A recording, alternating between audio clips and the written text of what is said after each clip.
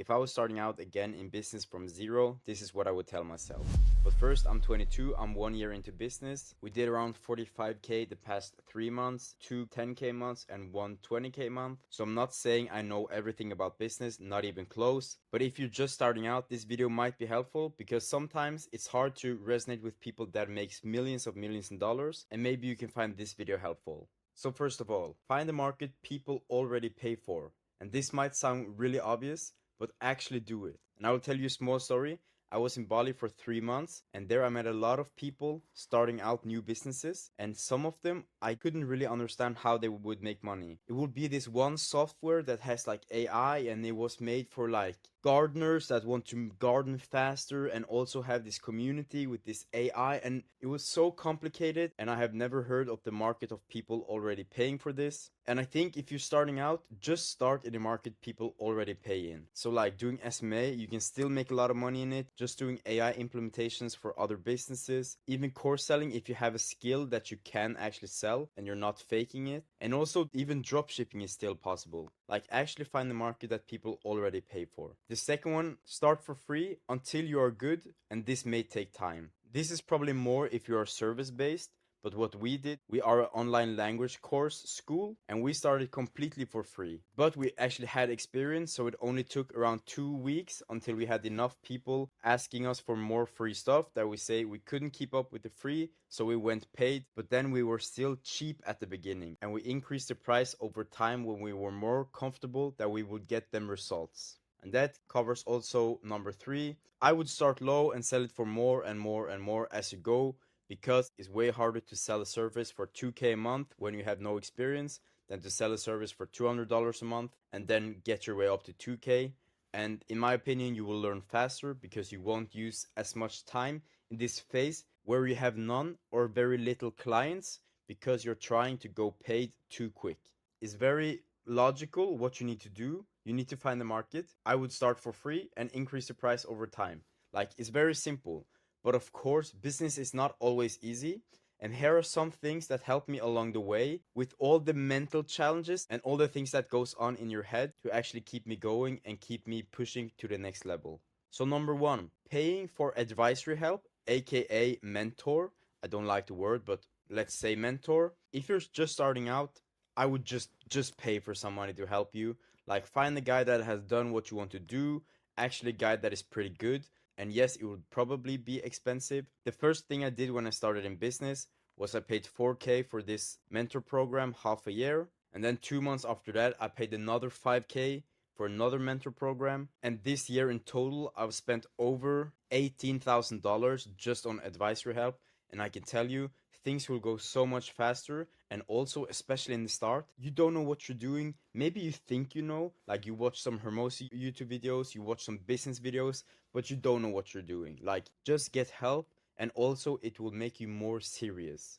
And I will tell you, one of the biggest things that my mentor helps me with is moving fast. So in your head, you might take 2 weeks on deciding on just a little change, but with mentor help, you could speed this up like 5, 10 times as fast. So if you're just starting out, and especially if you've been on the sidelines for a long time, just pay for help. Like, it will make your life easier and is worth the investment. And think about it like this: if you would go to private school in basically any country, it would cost you around $4,000 to $5,000 for 6 months. Business is no different.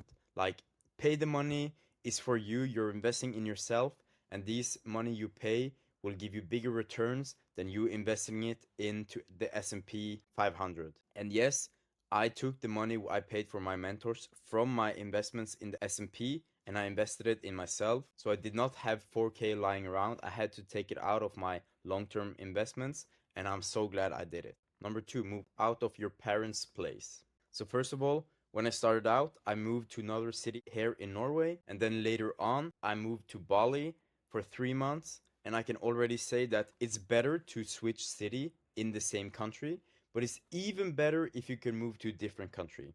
Maybe especially if you live in a smaller country. If you're in the US, it's probably fine to just move state. I don't know how it is. But if you live in like a smaller country like Norway, Sweden, Denmark, or probably most countries in Europe, I would actually move out and get to a country where it's easy to meet new people. I highly recommend Bali. It's very cheap. There's a lot of entrepreneurs there. And being around these entrepreneurs will make you think different. You know, everybody say you are the average of the 5 people you hang around with, and everybody probably agrees that is true. But then why aren't so few people actually acting upon this advice? And also, if you live in Bali, you pay around 1.5 to $2,000 a month, but you don't wash clothes, you don't make your own food, and you don't need to wash your apartment. So it's a really good deal, and you will change the way you think, which is probably worth a lot more than just $2,000 a month. And if you already pay where you live now, just move out. Like, even if your bill will go up some $100 a month or maybe $1,000 a month, it's worth it, in my opinion. Number three, I use vision boards and imaginary goal setting. So let me show you. This actually comes from Sam Ovens, the CEO of Skool, his old course. And this is basically you looking back on what you already achieved and also looking forward to what you want to achieve. And this is like the first vision board I ever made with my accomplishments. And you can see it started very, very simple. Like, this is my 9 to 5. I had like an okay physique. I also ran like a free advertising for my BJJ gym. I did not earn anything, but it was still a step forward. I also had a door to door sales job. And all these things are just like normal small things. I made zero money in all of them. Like, this is just a picture that I went on a solo trip to Istanbul, and it was so scary that I put it up here. Like, you don't need to put big things here in the start. Just put what you've achieved. And also, I will show you in the next one, you also put what you want to achieve. So here I have my big vision board, like what things I actually like. So I am a big fan of Joe Rogan, Chris Williams. This is the car I want. This is the apartment that I want. Alex Hormozi is probably my biggest hero of all time. My goal is to have a cabin with a golf course. This is the new car. And this basically means to have a profit of $45K a month. So this was like my big goals at the time. And then I put it in smaller goals. So here I just had an okay physique. I worked in door sales, which was very hard for me. Also, this is the investment. And also this is the investment I made in my first ever mentor. So you can see this is 40,000 kroners, which is $4,000. Under here, you can see the first outreaches I ever did. And my biggest goal at this time was to make $1,200 a month, because this was my expenses at the time. And if I could make $1,200 a month, I could quit my job. So this was the biggest I could think of at that time. But I always updated this. So I always had like 1 or 2 steps ahead. I could see it, I could visualize it. And when I achieved it, I updated the vision board. So this is my vision board right now. Now is 50K a month is my goal. It's still the same car. I still like Hormozi a lot and Andy Frisella. This is like an apartment that I want in Cyprus. Still goal, of course, have 200K in my bank account and also be able to spend money on my parents and buying like holidays for them. These are my bigger goals. And then we go to like smaller goals. You can see now I have a bit more achievements. So this was when we had our first free customers. We reached $8,000 a month, which was basically $100K a year. Then I won the Skool Games. I had a one-on-one call with Alex Hormozi. I sold 20 mid-ticket courses because we were low ticket before. Now I want to sell 20 higher ticket courses. So this is where we are now. We just sold around 42 mid-ticket programs. And the next step is to get my first full-time employee. Then is to get 50 sales. And then is to have $50,000 on my bank account. And after that, my big goal is to have $100,000 on my bank account lying there. So basically, I use these type of vision boards and goal setting because this helps me, because sometimes you forget that you actually make progress, because it can feel really slow. And actually looking on paper, oh, I'm actually doing better than I thought, like I have achieved things. And if your goal is to make millions of dollars a year, it's really unmotivating to just look at the $1,000,000. But to look at, okay, can I sell 20 people into my program? Can I sell 10 people into my program? Can I sell 5 people into my program? Just make the steps little and you will achieve them and you will feel good about it and it will keep you going. I also track how much money I have on my bank account, and that's basically it with the vision board. Of course, you don't have to do this. This is just what has helped me. And number 4, quit your job as quick as possible. Of course, and this depends on your comfort with risk.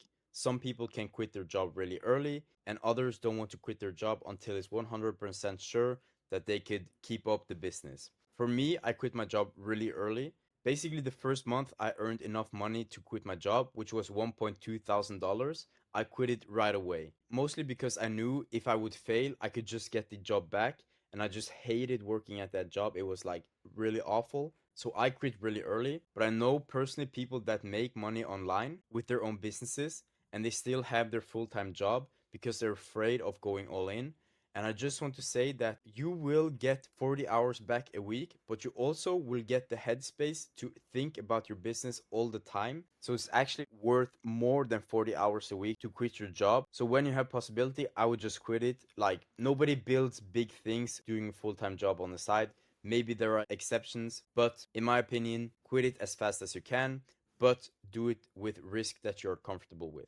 Number five, be okay with not being as social as you probably used to be. I would just say from my experience living in Norway, when you start to do business, you start to think differently than other people. You're probably going to spend more time alone because many people don't understand what you do, and that's also fine. But also understand that you cannot expect everyone around you to understand what you do. And in my experience, until you find these people that actually understand, just get used to spending a lot of time alone. And when you actually find the people that think the same, like I did in Bali, like just go there. I'm going back to Bali in like 2 weeks and I'm probably gonna move out of Norway for good. So this is my opinion. Just get used to being alone in the start, and when you find people that think like you, just go wherever they are and leave the old life behind.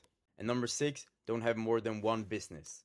In the beginning stages, I actually had an agency and this language course school, and it's just a pain in the ass. You have to switch your mind all the time, and even if you only have one business, you still have a lot of things to think about. And if you have two businesses, there's no way you can give as much focus to details than if you have one. Basically, look at any successful person ever, like Hormozi, Andy Frisella, Gary Vee. Like all of these people did not have six businesses, and you're probably not Elon Musk, so just stick with one business. And this is something that I need to fight on a probably weekly basis. But in my opinion, if you were already Elon Musk, you would already be rich. So you're probably not good enough to have more than one business. And lastly, this is kind of unrelated, but this is just a tip that I have if you want to have good show up rates and also build your business pretty early on. Just be personal with the people. Like I still send every lead a personalized video with my face where I say their name, and this gives us around 80% show up rates. And also you will get to know your clients better. So I wouldn't think that you're too good to be personal with your clients, especially in the start. Send personalized DMs, send personalized reminders, like actually do the extra work, because in my opinion, in the start, you will increase your show rate or close rate, and also you will get to know the clients better because you know them more on a personal way than if you do everything automated and you don't talk to them like a normal person. And yes, this takes extra work, but in my opinion, it's worth it. And that's basically it for this video. Thank you very much for watching. I really appreciate it. No, I do not sell a mentor program. I do not sell anything. If you liked the video, the biggest wish I could ever ask for is you to hit the subscribe button. That's it. If you didn't like the video, no worries. If you liked the video, I'll see you in the next video, and peace.